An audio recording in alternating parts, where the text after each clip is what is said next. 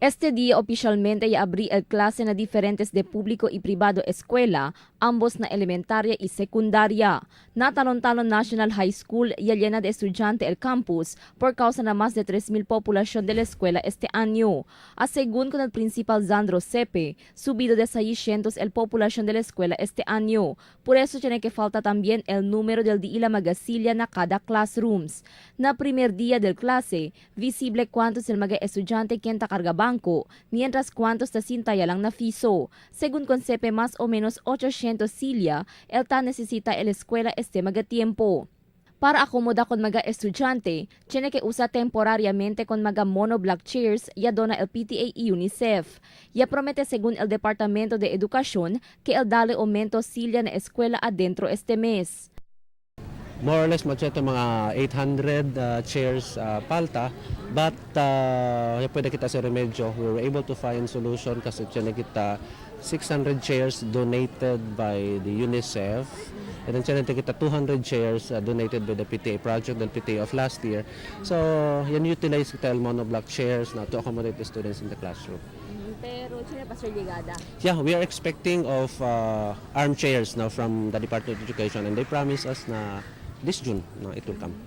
Además, fuera na magasilya, falta también según el número del mga classrooms na Talon-Talon National High School. Por causa na subido número del población del estudiante, cada classrooms y section actualmente ta acomoda 66 estudiante.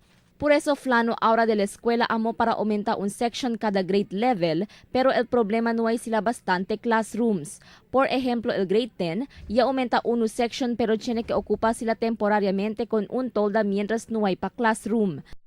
We really lack classroom, so tiyan kita i-assign temporary classroom na tent, no, for the grade 7, and tiyan kita uno temporary classroom aliang create up na detras na for the grade 10, because in the grade 7 our enrollment is already 1,379 for the grade 7, grade 8 is 869, grade 9 tiyan kita 703, grade 10 tiyan kita 494.